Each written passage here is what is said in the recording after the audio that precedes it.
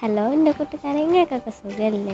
നമുക്കൊരു കുറുക്കനെ പറ്റിച്ച കരടിൻ്റെ കഥ കേട്ടാലോ? ഒരു ദിവസം ഒരു കരടിക്ക് ഒരു തേൻകുടം കിട്ടി. അത് ഓന് തിന്നാൻ തുടങ്ങി. അപ്പോണ്ട് ആ വജ്ജക്കൂടെ ഒരു കുറുക്കൻ വരുന്നേ. നമ്മളെ കരടിനോട് ചോദിച്ചു, എനിക്ക് കുറച്ച് തേൻ തരുമോ ജി?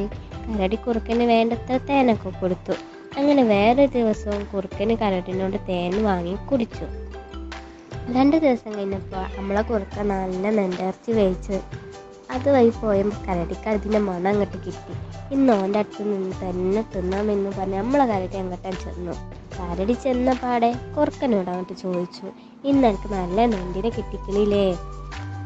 അപ്പം നമ്മളെ കുറുക്കന്, ഇല്ലല്ലോ, എന്നോട് ഇപ്പം ധാരാ പറഞ്ഞത്, ഇന്ന് നെണ്ടൊന്നും കിട്ടിയിട്ടില്ല. എന്നായിക്കോട്ടെ, ഇത് അങ്ങോട്ട് ചെല്ലെന്നും പറഞ്ഞ് നൈസായിട്ട് കുറുക്കൻ കരടിനെ ഒഴിവാക്കി. അപ്പോൾ നമ്മളെ കരടി ആയിക്കോട്ടെ എന്നാ പറഞ്ഞ് നടന്ന്. പിറ്റേന്ന് ഇതേപോലെ മണം പിന്നെയും കിട്ടി കരടിക്ക്. കരടി പോയി പിന്നെയും ചോദിച്ചു, അപ്പോഴും ഇല്ലവനെ, എനിക്ക് വേറെ പണിയൊന്നും ഇല്ലേ? ഇജ്ജ് ഇവിടെ ഇങ്ങനെ മണം പിടിച്ച് നടക്കാതെ എന്ന് പറഞ്ഞ് നമ്മളെ കരടിനെ അങ്ങോട്ട് കളിയാക്കി വരും. നമ്മളെ കരടിക്ക് നല്ല പോലെ അങ്ങോട്ട് വന്ന് ആ ചെങ്ങായിക്ക് നല്ല പണി തന്നെ കൊടുക്കണം എന്ന് പറഞ്ഞുകൊണ്ട് പിറ്റേന്ന് നമ്മളെ കരടി വലിയ കുടവും എടുത്ത് കുറുക്കൻ്റെ അടുത്തെത്തി. ഇന്നാ അനക്ക് ഞാൻ കുറേ തേന് കൊണ്ടുവന്നിക്കണ്, വേണമെങ്കിൽ വന്ന് മോന്തിക്കോ.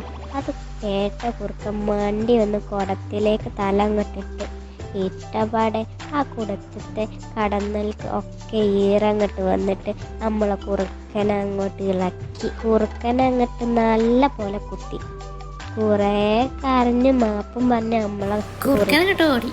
ഹലോ വീട്ടുകാരെ, നമുക്ക് ഉപകാരം ചെയ്തവർക്ക് എന്തെങ്കിലും ആവശ്യം വരുമ്പോൾ നമ്മളെ കൊണ്ട് പറ്റുന്നതാണെങ്കിൽ തീർച്ചയായും നമ്മൾ ചെയ്യാൻ ശ്രമിക്കുക. പരോപകാരം എപ്പോഴും നല്ലതാണ്.